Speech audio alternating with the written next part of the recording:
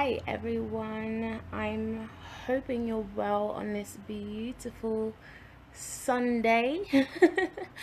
And I guess we're really having a beautiful Sunday out here today in London, in England. We're having a bit of the beginning parts of a heat wave, which is beautiful because it's my solar return. So I'm really excited.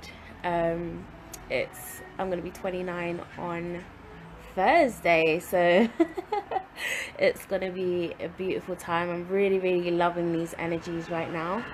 Um, yeah, so I'm gonna go into the new moon in Gemini. As you can see, I'm already excited about this energy, not just because I'm a sun in Gemini, but it's just beautiful. It's kind of leading us on from the last full moon in Scorpio, where we was doing a lot of shedding, a lot of exploring, a lot of digging, a lot of seeking, um, a lot of clearing. Oh, I got some lipstick on my teeth.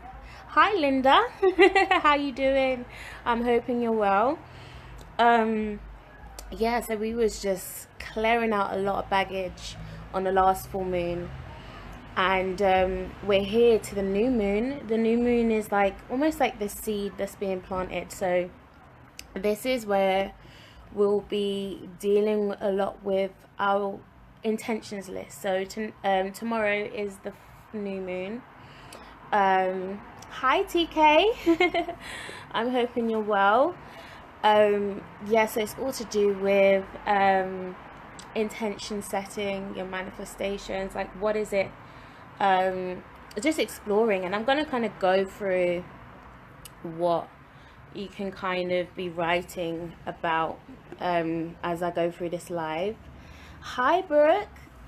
Yeah, the full moon in Scorpio, it brought up so much for me, and I'm so grateful for this energy because I'm not one of those people to shy away from what is it that I need to really be dealing with, because I'm about this life. I'm about like really trying to just get rid so you can get to. You know, I'm not here to make myself comfortable, and that full moon, yeah, it was really intense. Hi Jasmine. Oh, thank you. Yeah, no, this is beautiful. And let me go into the new moon in Gemini. So Gemini is a very beautiful energy. It's almost like a childlike energy. I guess that's why my voice is still quite um babyish. It's funny, I went into the shop yesterday, and the woman was like, how old are you, because you sound so young? I was like, I'm turning 29 next week. And she's like, you look amazing. That's that Gemini energy. It's very childlike. It's very innocent in a way. It can be. Um, but Gemini is all to do with the two sides. So you'll usually see like a sign of duality. The glyph is the two columns with the kind of things at the top of the bottom, and it's all to do with duality, almost like yin yang. And there's a few signs that have that duality aspect of things, like Libra, Pisces, Virgo, and I guess Aquarius as well. So there's a lot of signs that kind of have that dual aspect of things. But Gemini, this new moon in Gemini is all bringing us up to our inner child. And I want you, it's almost like I'm feeling a very playful energy starting to come up with me. Today I went out and I got myself some paper, like a sketch pad. I got myself some watercolors. I got myself some pencils and some coloring pens and a coloring book. And I'm taking myself back into that inner child. Like when I was growing up, I loved doing arts and crafts. I loved coloring. I loved just anything creative. Like that was, sorry, I was getting a message through. So I wanted to bring myself back to that place where I could explore you know, the fun side of my inner child, because there's been a lot of dark aspects of my inner child that's been coming up, in terms of like my reactions to things and understanding the roots of where they're coming from. And a lot of them were roots in my childhood, whether it would have been experiences with school. Like one of my really big challenges I'm going through right now, even me stepping out and jumping on this platform and creating a platform and speaking out online and creating my YouTube and stuff like that, that's a massive step for me, because one of the things I'm struggling with is with expression, and that was rooted a lot in my childhood, in my school experiences. I wasn't understood at all. I was that child that I wasn't allowed past the threshold of the classroom. Like I was always in the flats doing the work. In fact, I actually I was predicted to get A star to C grades on all my grades, mostly A's and B's, and about 2 A stars. I ended up coming out of school with 4 GCSEs, 2 of which is English, which I got a C. One was music. I got A star in music. Obviously, that's, you know, that's what I do. I'm born with that gift. And then I got a B in media studies, where I wasn't even allowed in that class, and somehow I got the highest grade on my coursework, and I had to do my coursework in detention. So I don't know how that happened. But all of that, even that in itself, media studies, that was the course that I got a very good grade in. And an aspect of media, like social media, is what I'm moving into now. And that's one of the things that I'm learning to like overcome in itself. So it's like, the reason why I'm mentioning this is because there's a lot of things that that affect us in our adult life, that have roots in our childhood. So in a child healing, it helps to explore that and really be real with yourself and allow your inner child to have a voice. I was mentioning in the full moon in Scorpio video that the moment that you're exposed to trauma, your body, your mind is stuck at that age that you've received trauma. So if you receive trauma at the age of 9, you're still stuck at that age. Your inner child is stuck at that moment it first received that trauma, and it hasn't had a voice since. So when you allow yourself to go through and explore, go into inner child healing, even if you want to do it internally with yourself, if you're not doing a session with someone, but going into writing and just asking your inner child some questions, listen to what they say, like how do they feel, like what, go back to these experiences and flip the perspective on the experience. So you are now looking back at yourself as a child, asking questions. How do you feel? Like, what did this do for you? Like, really telling your inner child, you know what, it's okay. Like, I wasn't there for you then because I wasn't aware then. I wasn't aware, but I'm aware now. So I want you to know that it's okay. It's safe. You're safe. A lot of anger. I was dealing with a client a few days ago, and was dealing with anger, and a lot of that anger was coming out because of her own childhood experiences and her feeling like she had to continually protect herself. So the angry outbursts that come out now is almost like bringing up triggers and residuals of situations that happened prior, but they're no longer here. They don't exist. So what we have is these mental blockages that have been created in our minds because of this trauma, and we have to allow ourselves to be able to go through a process of releasing. So take some time to really just, yeah, ask some questions, like really go into meditation, um, go into free write mode. So another thing that the new moon is going to be bringing up is communication. Gemini is a very, very communicative sign. It's ruled by Mercury. Sorry, my bad. It's ruled by Mercury, and I know you've probably heard of Mercury when it goes retrograde, and there's a whole bag of communicational issues, and social media, all this kind of stuff. Internet can go a bit haywire sometimes, but this is a time when we're really one thing that Spirit's really been bringing to me recently is don't allow yourself to cop out of a process because of your inability to communicate. I'll give an example. So yesterday and today I kind of shared a little thing on my group that I've started. A little shameless plug, I've got the Soul Reconnection group going on at the moment, and we're doing a few beautiful challenges in there. So if you just type it, you can even go to my page and you can see the group link there, and you can join us in there. But I went live about an experience because I've been talking about expressing your truth, and one of the traits of the kind of main points of the group is that I'm encouraging a lot of people to go live, because that's something that we don't like to do. We don't like to, we feel very vulnerable behind the camera, and we're all very comfortable being able to type these messages and stuff, but it's time for us to really stand in our truth and express our truth, like, authentically.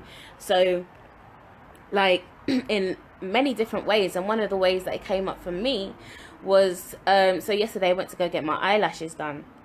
The woman, and my eyebrows, the woman messed up the whole thing. Like, I had to get her to redo it, but I was finding this struggle to even tell her I didn't like it.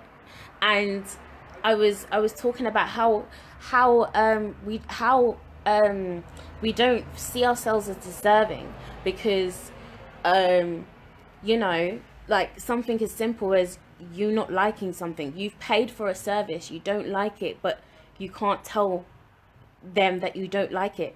You want to be nice, you want to be this people pleaser all the time. And I had to really deal with myself in that aspect. And I'm glad that I actually spoke out and was like, you know what, I don't like this, you need to redo this. Like, it's my birthday week, I need to be popping, and this is not popping, this is nowhere near popping. Yeah, so I had to end up going back, and then I came home and I still was like, I'm not okay with this, and I can't act like I'm okay with this. And you know what, I'm gonna go out and speak. So I went back today and I was like, you know what, I'm not even trying to be like a diva or anything, but I didn't like this. And I was so proud with myself for being able to do that, because that's something I've not been able to do. So it's me now being able to take a moment and stand in my power and see myself as worthy of stepping and standing in this power. So that's another thing I want you to explore. Like, what are the ways that you're not actually able to, what are the things that are preventing you from expressing your truth? Like, do you feel a lot of the time it's our need for validation, or you still want to have that affirmation? It could be not feeling like you want to tread on anyone's toes, or there's many different things as to why we can't. Just evaluate for yourself why you feel you may not be able to validate or assert your truth. So there's that. And a lot of ideas. So this is Mercury. This is a very mental energy that's coming on right now. So there's a lot of new ideas that's going to be coming. And it's been really interesting for me, because especially those who are in the business area, and especially entrepreneurs and stuff like that, this is going to be a time where a lot of inspirational kind of business ideas will be able to come up now. And this is a time where you can take those ideas and start to align them into like marketing strategies and stuff like that. Like Mercury, Gemini, is all to do with marketing and even putting yourself on the on that stage, on the global stage. So this is why I've been doing a lot of these exercises of getting people to go live and speak their truth, because it's all aligned with the vibration that's going on right now. So writers, speakers, anyone in media, communications, anyone in publishing, sales, anyone in those types of areas, this is going to be like a really amazing time for you. And it's interesting as well, because there's in the astrology, there are a few fixed stars that are taking a bit of a show in this new moon, which is Aldebaran and Antares. And these two stars are really good placements for, if I see this in a chart, this could be someone who's like really successful. So there's a lot of kind of success energy that's coming up. And another thing connected to that success is the triggers for you to be able to take that leap, because the fear of success is a massive thing. We can sabotage ourselves because we're fearful of being successful, and I myself, I'm a massive testament to that. I've held myself back deliberately because I knew I could be successful, but I was scared of being there. And I've had to really just take a step back and be like, no, I didn't incarnate into this place for me to. This has been my mantra recently.